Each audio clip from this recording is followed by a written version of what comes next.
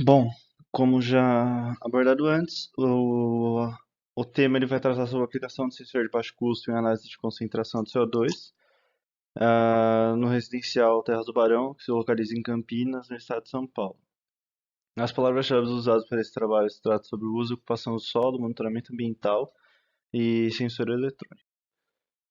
Passando rapidamente pela introdução, só para dar uma, uma abordagem da problemática do trabalho e o que torna justificável.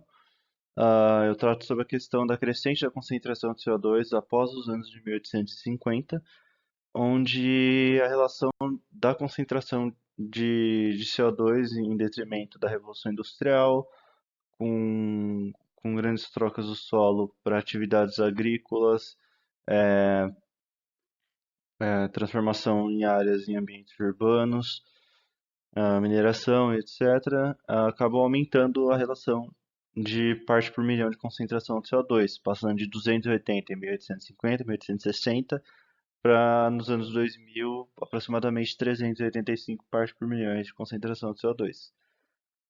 Essas trocas elas passaram a gerar consequências e começaram a ter mais visibilidade em detrimento da sua consequência com o efeito estufa e sua proximidade clara com o aquecimento global, principalmente a relação do gás de dióxido de carbono. Ah, Dentre a relação de transformação de cobertura do solo atualmente, que tem gerado mais impacto, se encontra a área urbana com a maior percentual, chegando a 70% da emissão de concentração de CO2 mundial atual. No entanto, só o fator de transformação das coberturas do solo, passando para outras atividades que não seja apenas a vegetação e seu trabalho com vegetação no local, ela passou, ela teve, ela foi, essa transição, nos últimos séculos, ela foi responsável por 35% de toda a emissão de CO2 que se ocorreu no mundo. A necessidade atual devido de monitoramento em áreas urbanas devido a o grande ponto de concentração, o grande foco de concentração de emissão de CO2 está em áreas urbanas, se torna necessário uma forma de monitoramento de gases no geral em área urbana, não só do CO2, mas no geral em área urbana, principalmente do CO2. Tendo em vista isso, da necessidade de monitoramento, algumas tecnologias começam a aparecer como opções, dentre elas os sensores, que atualmente têm sido estudados, têm tido pesquisas, têm buscado apresentar respostas com esses sensores, independente do tipo de coleta que se faz, mas tem sido trabalhado sensores também até em áreas da saúde e monitoramento de água, e etc.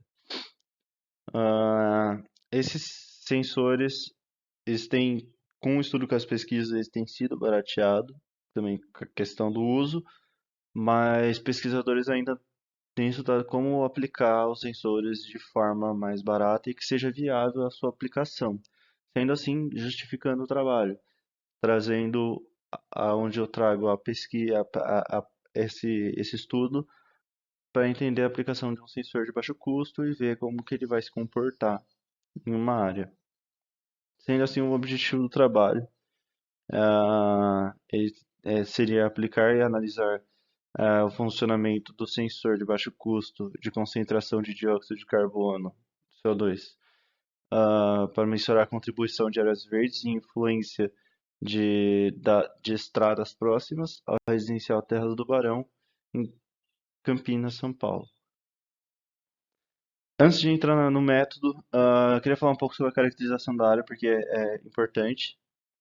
A área ela se encontra ao noroeste de Campinas, entre as latitudes 47 graus 5 minutos e 55 segundos e 47 minutos 5, 47 graus 5 minutos e 5 segundos a oeste e entre as longitudes 22 minutos e 46 Nossa, 22 graus, 46 minutos e 55 segundos e 22 graus, 46 minutos e 25 segundos ao sul. Essa região, ela só abordando porque é interessante e é importante para entender a área, ela se encontra sobre duas macrozonas que estão previstas no Plano Diretor de Campinas de 2018. Elas se encontram entre as macrozonas de estruturação urbana e desenvolvimento ordenado, onde o desenvolvimento ordenado ela pega esse tracejado para baixo, que o desenvolvimento ordenado ele trata mais das relações de áreas agrícolas, de atividades agrícolas no geral e com pouco pouco desenvolvimento urbano. E a estruturação urbana ela pega a área que está ainda sob uma crescente urbana e tem a tendência de estruturar melhor essa região, tirando lacunas e juntando melhores quadras e bairros que tem na região que às vezes ficam muito espaçados. Tá, entendido isso. Só mais um ponto.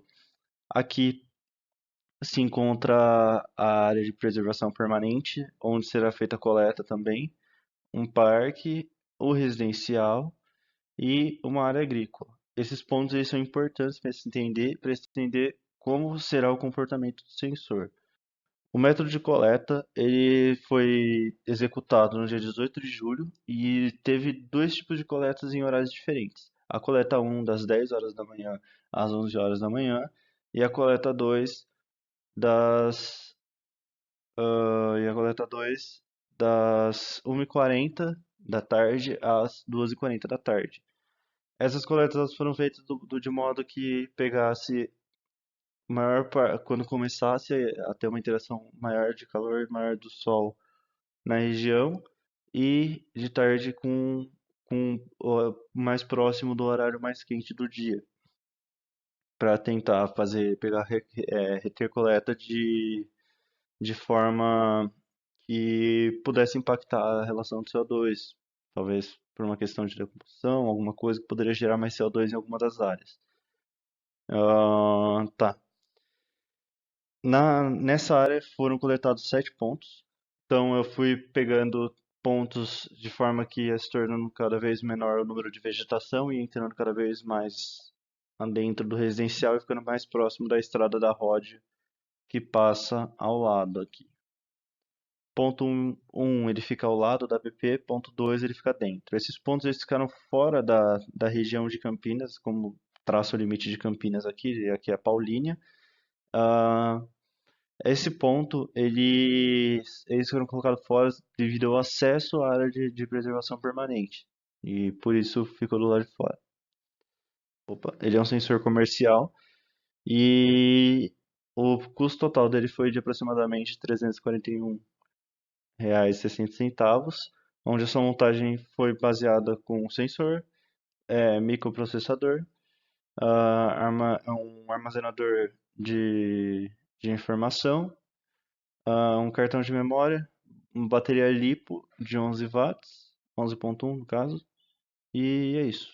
É assim que foi montado e estruturado o sensor. A coleta era feita manualmente mesmo no local, que ainda não está sendo trabalhado uma rede de sensor sem fio, mas o que já seja o suficiente. O método de tratamento dos dados ele passou por uma questão de análise pelo desvio padrão, onde a gente pegava a média das coletas, depois se a partir dessa média e dos números das coletas calculava-se o desvio padrão e posteriormente atrelava-se a Z o valor de 3, que é um valor padrão, e multiplicava o desvio padrão por 3, somando e depois subtraindo a média, onde conseguiria ser um limite para cortar os dados que se oscilassem mais. Então, devido à forte oscilação de alguns dados, teve necessidade da implantação desse método de tratamento, que acaba resultando no intervalo. mais à frente eu vou mostrar explicando, vai ficar um pouco mais claro de como se monta esse intervalo. Ah, resultado de discussão. Essa parte eu vou passar rapidinho, mas dá para esses foram os resultados das coletas sem o tratamento. Então, pode-se ver que aqui teve um degrau menor comparado com o de tarde e a relação de oscilação ficou a mesma. No entanto, nos três primeiros pontos, talvez até o quarto, você consegue analisar, olhando assim de primeira, ver que não tem tanta oscilação do sensor. Ele não dispersa tantos pontos aqui comparado com os pontos 5 para frente. São os pontos que estão mais próximos da estrada da Roja que passa ao lado do residencial. Ah, e na segunda coleta ele tem mais ou menos a mesma configuração, a mesma estrutura da primeira coleta, no entanto com um degrau muito maior. E com um degrau que ele acaba vindo antes da coleta do primeiro período. Os dados das respostas dos cálculos feitos para tratamento de dados. Então, foram feitos cálculos para todos os dados num geral. Então, eu vou apresentar um gráfico onde fiz o tratamento com ele no geral, usando a média de todos os dados, e depois uma média com cada ponto de coleta tendo o seu método de tratamento que acabou sendo melhor e ajudando melhor a visualizar. Relação que ele cortou apenas um dado, então usando toda a média geral deles acaba não se confirmando, não ajudando muito na interpretação dos dados. Após fazendo ponto a ponto, pode-se identificar melhor melhores resultados do tratamento de dado e melhorando a questão da interpretação. Como pode-se ver, essa parte ela deteve os dados com menos oscilações, ou seja, menos dispersão entre os pontos. E o que pode estar atrelado em relação a essa maior consideração em relação a essa, tanto pode estar a fim de estar longe da estrada da Ródia, como também pode estar atrelado à relação da área de preservação permanente, onde há um grande nível de vegetação e desse grande nível de vegetação ele com a fotossíntese ele poderia reduzir, principalmente no ponto 2, que ele tem um nível bem baixo de dispersão se comparado com os outros dados. Do ponto 4 para o 5 foi onde teve o degrau e começou a ter maiores oscilações que possivelmente estaria atrelado com o nível de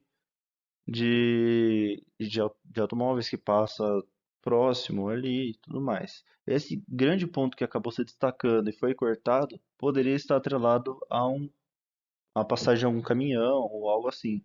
Mas como não se dá para confirmar, é necessário que se corte ele. E o método de tratamento ele auxiliou nisso. Ah, Ao analisar o segundo período, torna-se evidente a dispersão sendo menor ainda nessa região.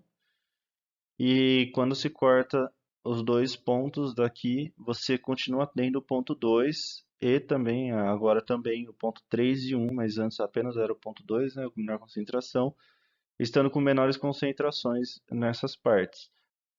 Por estar mais calor, talvez a concentração, a relação de concentração dentro da mata pode ter diminuído por uma relação de alguma degradação, alguma coisa naquela parte. O que também pode ser encontrado na diferença do ponto 3 para o 4. Porque na primeira coleta, quando você passa do ponto 4 para o 5, é quando você fica. Os pontos de coleta eles ficam mais próximos da, da estrada da Ródia. Então é natural que você tivesse esse salto. No entanto, aqui ele continuava próximo da área de APP, o ponto 4.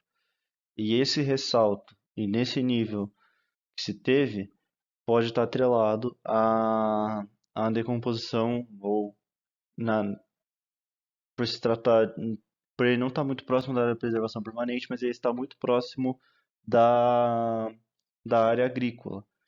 E assim, podendo ter alguma relação, devido quando se tem a temperatura em cerca de 30 graus e a umidade entre 60 e 80%, ah, mais a relação de oxigenação do local e tudo mais, se acaba tendo a degradação de elementos do solo que acaba emitindo maiores níveis de CO2. Talvez essa relação do pico de uma concentração para outros níveis de concentração do ponto 3 para o 4, sem estar perto da estrada da Rod, pode estar atrelada a esse ponto. Ah, tá. Como conclusão, pode-se concluir que o sensor de baixo custo utilizado teve bons resultados ao realizar as coletas para compensação do CO2. Ele, no residencial Terras do Barão, ele teve uma boa sensibilidade, porque ele conseguiu abordar as curvas em pontos diferentes, mostrando algumas características em cada ponto e que se deve se atentar. Ah, o sensor ele possibilitou também identificar, como eu já disse, a interação da rocha com a área de preservação permanente e a área agrícola. Pode também analisar e identificar a interação da área de preservação permanente e vizinhança. Então a gente tinha a relação de ter menor concentração dentro, maior concentração fora, que se torna importante. Quanto mais longe estava, maior era a relação de concentração de CO2. Ah, para trabalhos futuros, indica-se a utilização de métodos diferentes de tratamento de amostra, ou então do mesmo método, usando outros tipos de valores para Z, que é o multiplicador, o valor de fator, que é o multiplicador do desvio padrão, e com preferência também de valores menores que 3, porque ele acaba dando maior precisão e diminuindo o intervalo entre o intervalo que proporcionava a relação das coletas, cortando o maior número de dados. Indica-se também que se utilize outros sensores ou que use o mesmo sensor sob ambiente controlado para comparações e validações de confiabilidade de seus dados. Então, por hoje é isso. E gostaria de agradecer muito pela atenção e gostaria de agradecer a PUC Campinas pela Bolsa Reitoria. Meu e-mail é jovb.chaves@gmail.com. Obrigado pela atenção.